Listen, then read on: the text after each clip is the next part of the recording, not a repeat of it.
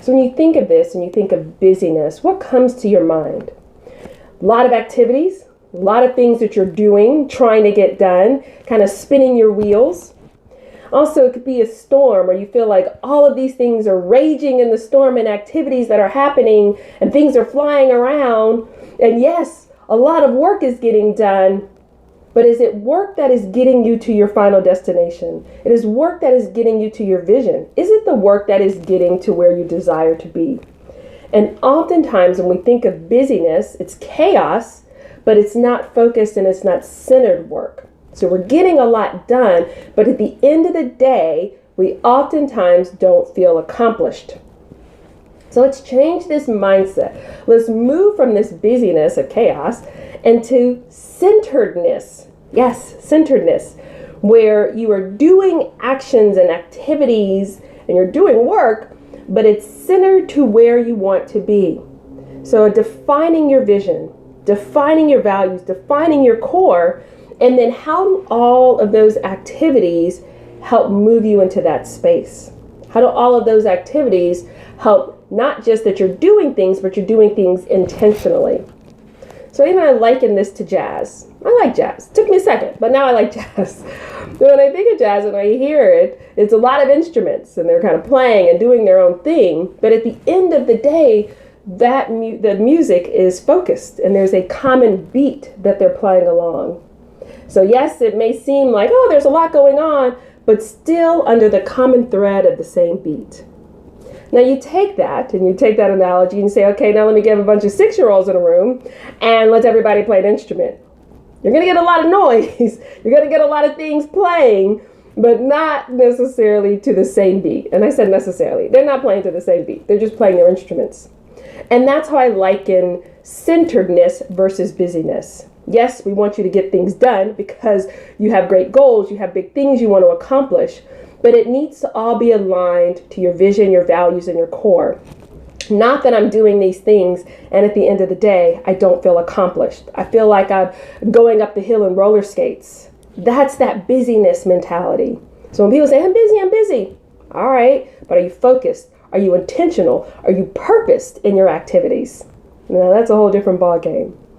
So how do you move from busyness to centeredness? The first thing is defining your core, defining your vision, defining your values, defining those things that are where you want to go, your goals, and then making that your core.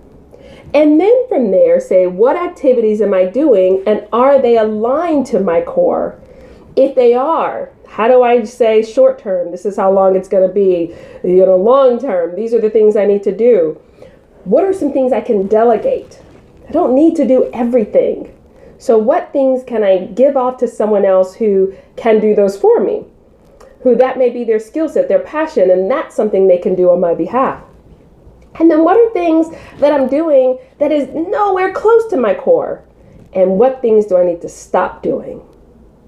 That is the process I want you to go through. So when you do work and you feel like, yes, I have a lot going on, at least let those things be centered versus busy and in a state of flux.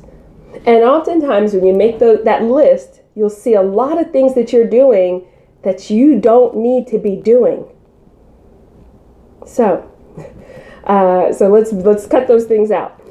So I say this and I share this with you in this. Think of you right now. The state that you are in. Are you feeling busy or are you feeling centered? You're saying, I want to hear from the Lord. I want to hear his guidance. I want to know what I'm supposed to be doing. Lord, tell me my purpose. Tell me my passion.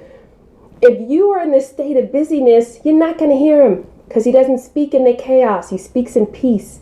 He speaks in quiet. He speaks in stillness. He speaks in focus. So let's get there first. And then allow the things to happen to us, but at least be intentional along the way. So thank you for tuning in for this edition of our Coffee and Careers Conversation. Again, think to you, if the devil isn't making you bad, is he making you busy?